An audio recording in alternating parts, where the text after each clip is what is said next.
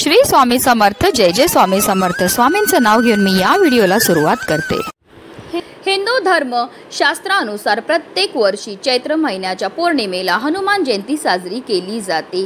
या शुभ दिनी माता अंजनीच्या उदरातून हनुमानाचा जन्म झाला। हिंदू धर्मात संकटमोचन हनुमानाला कलियुगाचा देवता मानण्यात आले आहे। या दिवशी हनुमानाची विधिवत पूजा केली जाते।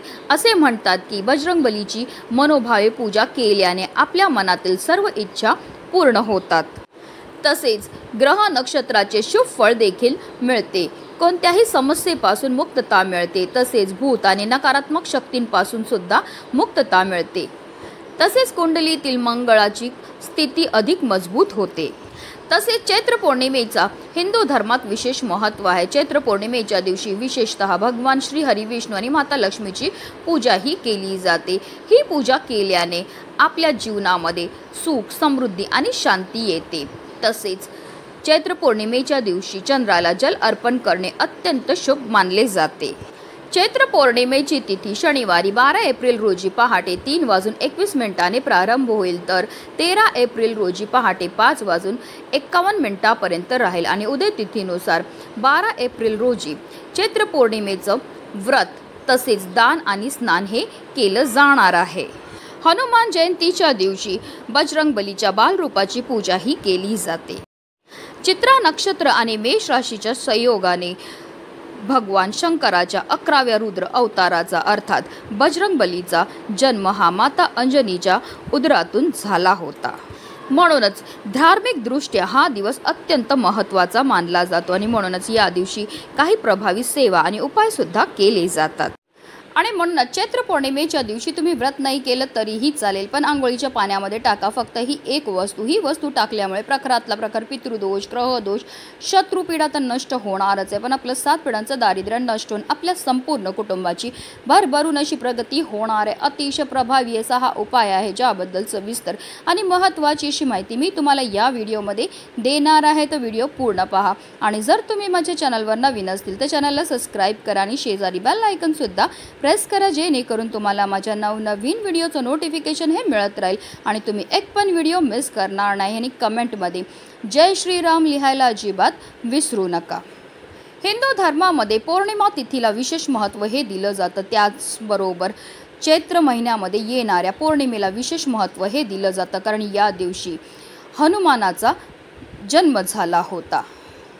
चैत्र पौर्णिमेच्या दिवशी स्नानाला आणि दानाला विशेष महत्त्व हे दिलं जातं। जर तुम्हाला शक्य असेल तर आवर्जून या दिवशी तीर्थक्षेत्री जाऊन स्नान करा। स्नान केल्यानंतर आपल्याला यथाशक्तीप्रमाणे दान हे करायचे। हे दान केल्यामुळे आपले पितृ आपल्यावर प्रसन्न होतात आणि आपल्याला सुखी संसाराचे ते आशीर्वाद देत असतात। पण हल्लीच्या धावपळीच्या जीवनामध्ये प्रत्येकालाच तीर्थक्षेत्री जाऊन स्नान करणं शक्य नसतं। म्हणूनच आपल्याला घरच्या घरी आंघोळीच्या पाण्यामध्ये या काही वस्तू टाकायच्या आणि त्याने आपल्याला स्नानही करायची। ही स्नान केल्यामुळे आपल्याला तीर्थक्षेत्री स्नान केल्याचं पुण्य तर प्राप्त होणारच आहे, पण त्याचबरोबर आपल्याकडनं झालेल्या कळत नकळत पापांपासून सुद्धा आपल्याला मुक्तताही मिळणार आहे।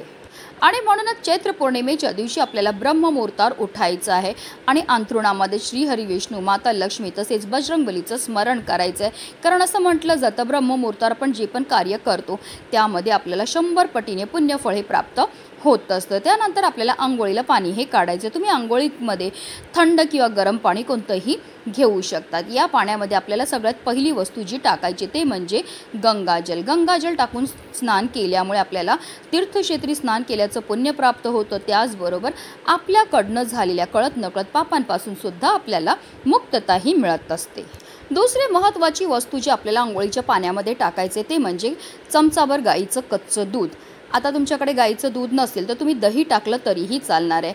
आंघोळीच्या पाण्यामध्ये दूध टाकून स्नान केल्यामुळे आपल्या कुंडलीतील चंद्र बलवान होतो। चंद्र हा मनाचा कारक मानला जातो आणि जर आपल्या कुंडलीतला चंद्र बलवान झाला तर त्यामुळे आपल्या जीवनामध्ये असणाऱ्या आर्थिक आणि शारीरिक समस्यांपासून आपल्याला मुक्तताही मिळत असते। तसेच पौर्णिमेच्या दिवशी दही किंवा दूध टाकून स्नान करण्याला विशेष महत्त्व हे दिलं जातं। हे स्नान केल्यामुळे आपले पितृ आपल्यावर प्रसन्न होतात आणि त्यांच्या कृपेने आपल्या कुंडलीमध्ये असणारा प्रखरातला प्रखर पितृदोष दूर होण्यामध्ये मदत मिळते। तसेच आपल्याला चिमूटभर खडे मीठ सुद्धा आंघोळीच्या पाण्यामध्ये टाकायचं आहे। मिठाला लक्ष्मीकारक असं सुद्धा म्हटलं जातं, कारण माता लक्ष्मीचे दोन भाऊ, एक दाता आणि एक विधाता. दाता म्हणजे मीठ आणि विधाता म्हणजे तुरटी. जर आपण आंघोळीच्या पाण्यामध्ये खडे मीठ टाकून स्नान केली तर आपल्यामध्ये असणारी जेवढी पण नकारात्मकता आहे, नजर दोष, इडापिडा दूर होण्यामध्ये मदत मिळते. त्याचबरोबर आपल्यावर माता लक्ष्मीसुद्धा प्रसन्न होते.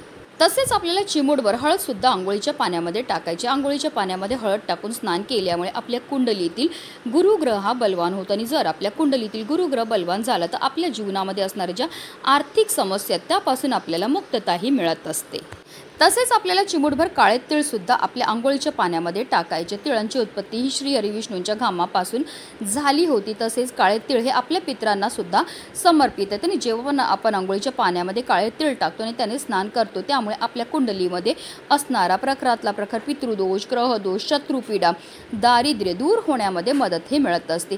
तसेच आपल्याला चिमूटभर लाल चंदनसुद्धा आंघोळीच्या पाण्यामध्ये टाकायचे. लाल चंदन हे बजरंगबलींना अतिशय प्रिय, आणि आंघोळीच्या पाण्यामध्ये लाल चंदन टाकून स्नान केल्यामुळे आपल्यावर विशेषतः बजरंगबलीची कृपाही होत असते.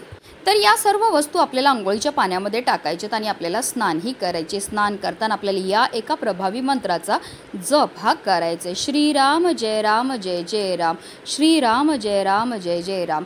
या प्रभावी मंत्राचा जप करत स्नान केल्यामुळे आपल्या जीवनामध्ये असणारी जेवढी पण नकारात्मकता, इडापिडा, ग्रहदोष, वास्तुदोष, पितृदोष, नजरबाधा, त्याचबरोबर दारिद्र्य तर नष्ट होतच होतं, पण आपली कितीही कठीणातील कठीण इच्छाही साक्षात बजरंगबली पूर्ण करतात. जेव्हा आपण आंघोळीच्या पाण्यामध्ये या सर्व वस्तू टाकतात त्याचबरोबर मंत्राचा जप करतात त्यामुळे आपल्या तनाबरोबर आपल्या मनाची सुद्धा शुद्धीही होत असते, आणि पवित्र तनाने पवित्र मनाने केलेल्या प्रत्येक कार्यामध्ये आपल्याला 100 पटीने पुण्यफळ हे प्राप्त होत असतं. अतिशय प्रभावी असा हा उपाय केल्यामुळे आपल्या जीवनामध्ये असणारा प्रखरातला प्रखर पितृदोष, ग्रहदोष, शत्रुपीडा तर नष्ट होणारच आहे, पण आपलं 7 पिढ्यांचं दारिद्र्य नष्ट होऊन आपल्या संपूर्ण कुटुंबाची भरभरून अशी प्रगती होणार आहे. म्हणूनच व्हिडिओ जास्तीत जास्त लोकांपर्यंत शेअर करा, जेणेकरून प्रत्येकाच्या आयुष्याचं कल्याण हो हीच मनामध्ये इच्छा. जय श्रीराम.